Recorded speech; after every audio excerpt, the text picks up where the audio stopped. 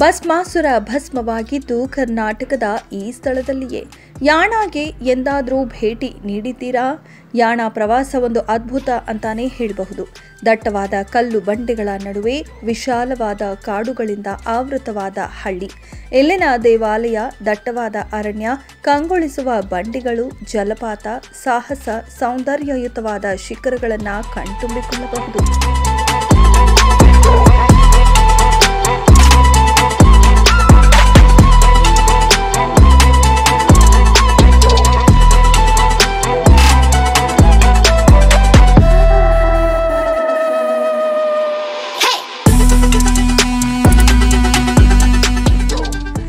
ಈ ನಯನ ಮನೋಹರವಾದ ಸ್ಥಳವು ಉತ್ತರ ಕನ್ನಡ ಜಿಲ್ಲೆಯ ಕುಮಟಾ ತಾಲೂಕಿನಲ್ಲಿದೆ. ಇದು ಕೂಡ ನಮ್ಮ ಕರ್ನಾಟಕದಲ್ಲಿ ಅತ್ಯುತ್ತಮವಾದ ಪ್ರವಾಸಿ ತಾಣ ಪಟ್ಟಿಯಲ್ಲಿ ಒಂದಾಗಿದೆ. ಇಲ್ಲಿನ ಸುಂದರವಾದ ವಾತಾವರಣವು ಪ್ರವಾಸಿಗರನ್ನ ಆಕರ್ಷಿಸುತ್ತೆ. ಮುಖ್ಯವಾಗಿ ಇಲ್ಲಿ 2 ಅದ್ಭುತವಾದ ಶಿಖರಗಳಿವೆ ಹಾಗೂ ಸ್ವಯಂಭೂ ಶಿವಲಿಂಗವಿದೆ. ಒಂದೊಂದು ಬಂಡೆಯು ಯಾಣದ ಸೊಬಗನ್ನ ಮತ್ತಷ್ಟು ಇಮ್ಮಡಿಗೊಳಿಸುತ್ತೆ. ಯಾಣ ಅತ್ಯದ್ಭುತವಾದ ಪ್ರವಾಸಿ ತಾಣವಾಗಿದೆ. ಇದು ಸಾಹಸ ಆಸಕ್ತರಿಗೆ ಕೈ ಬೀಸಿ ಕರೆಯುತ್ತೆ. ಇದು ಉತ್ತರ ಕನ್ನಡ ಜಿಲ್ಲೆಯ ಕುಮಟಾ ನಗರದಿಂದ ಸುಮಾರು 30 ಕಿಲೋಮೀಟರ್ ದೂರದಲ್ಲಿದೆ.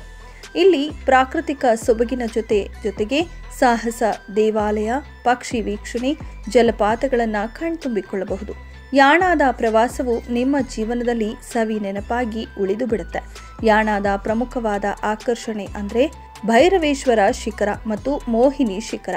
ಈ ಅದ್ಭುತವಾದ ಶಿಖರಗಳು ಕಪ್ಪು ಕಲ್ಲಿನಿಂದ ಕಂಗೊಳಿಸುತ್ತೆ ಹಾಗೂ ಏಕಶಿಲೆಯಿಂದ ಉತ್ಪತ್ತಿಯಾಗಿತ್ತವೆ.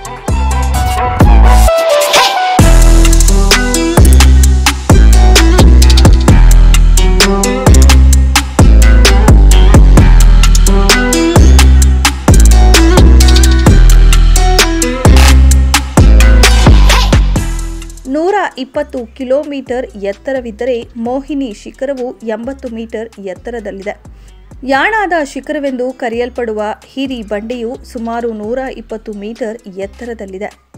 ಈ ಅದ್ಭುತವಾದ ಬಂಡೆಯ ಮಧ್ಯದಲ್ಲಿ ಸೀಳು ಇದ್ದು ನೆತ್ತಿಯ ಮೇಲೆ ಜಲ ಸಂಚಯವಿದೆ. ಇಲ್ಲಿ 2 ಮೀಟರ್ ಎತ್ತರದ ಸ್ವಯಂಭೂ ಭೈರವೇಶ್ವರ ಲಿಂಗವನ್ನ ದರ್ಶಿಸಿಕೊಳ್ಳಬಹುದು. ಇಲ್ಲಿನ ಮತ್ತೊಂದು ಅದ್ಭುತವೆಂದರೆ ಶಿವಲಿಂಗದ ಮೇಲೆ ನೀರು ಬೀಳುತ್ತಿರುತ್ತೆ. ಈ ಸ್ಥಳಕ್ಕೆ ರೋಚಕವಾದ ಪುರಾಣವೂ ಕೂಡ ಇದೆ.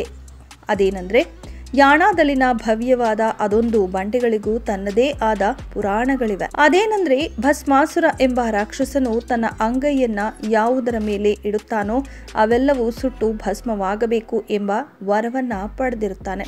ವಿಪರ್ಯಾಸವೆಂದರೆ ಶಿವನಿಂದ ಪಡೆದ ಈ ವರವನ್ನ ಶಿವನ ಮೇಲೆಯೇ ಪ್ರಯೋಗ ಮಾಡಲು ಮುಂದಾಗ್ತಾನೆ. ಪರಮೇಶ್ವರನು ಈ ವಿಷಯವನ್ನ ತಿಳಿದು ವಿಷ್ಣುವಿನ ಸಹಾಯವನ್ನ ಕೇಳ್ತಾನೆ. ಶ್ರೀ ಮಹಾವಿಷ್ಣುವು ಮೋಹಿನಿಯ ಅವತಾರ ತಾಳಿ ಭಸ್ಮಾಸುರನ ಮುಂದೆ ಕಾಣಿಸಿಕೊಳ್ತಾನೆ. ಮೋಹಿನಿ ಶಾಪಕ್ಕೆ ಒಳಗಾದ ರಾಕ್ಷಸನು ಆಕೆಯನ್ನ ಒಳಿಸಿಕೊಳ್ಳಲು ಪ್ರಯತ್ನಿಸ್ತಾನೆ. ಮೋಹಿನಿಯು ನೃತ್ಯದ ಸವಾಲನ್ನ ಮುಂದೆ ಇಟ್ಟಾಗ ಅದಕ್ಕೆ ರಾಕ್ಷಸನು ಒಪ್ಪಿ ಮೋಹಿನಿಯ ನೃತ್ಯದ ಅನುಕರಣೆ ಮಾಡ್ತಾನೆ. ನೃತ್ಯದ ಒಂದು ಭಂಗಿಯಲ್ಲಿ ಮೋಹಿನಿಯು ತನ್ನ ತಲೆಯ ಮೇಲೆ ಕೈ ಇಟ್ಟಾಗ ಭಸ್ಮಾಸುರನು ತನ್ನ ಅಂಗೈಯನ್ನ ಹಾಗೆ ಇಟ್ಟುಕೊಂಡು ಭಸ್ಮವಾಗಿ ಬೂದಿಯಾಗ್ತಾನೆ. ಆ ಪುರಾಣದ ಘಟನೆಯು ಇದೇ ಸ್ಥಳದಲ್ಲಿ ನಡೆದಿದೆ ಎಂದು ನಂಬಲಾಗಿದೆ. ಹಾಗಾಗಿಯೇ ಪರಮೇಶ್ವರ ಹಾಗೂ ಶ್ರೀ ಮಹಾವಿಷ್ಣುವಿನ ಕಾರಣ ಈ ಸ್ಥಳವನ್ನ ಅತ್ಯಂತ ಪುಣ್ಯವಾದ ಸ್ಥಳವೆಂದು ಕರೆಯಲಾಗುತ್ತೆ.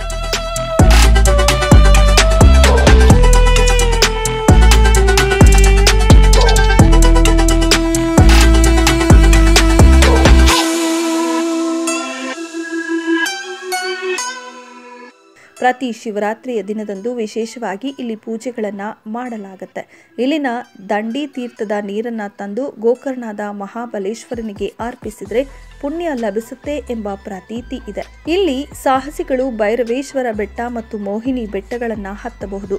ಬಂಡೆಯ ತುದಿಯ ತನಕ ಹತ್ತಿ ಇಳಿಯಲು ಸಣ್ಣ ದಾರಿ ಹಾಗೂ ಕಡಿದಾದ ಮೆಟ್ಟಿಲುಗಳಿದ್ದು ಸಾಕಷ್ಟು ದೈಹಿಕ ಶ್ರಮವನ್ನು ಬೀಡುತ್ತೆ.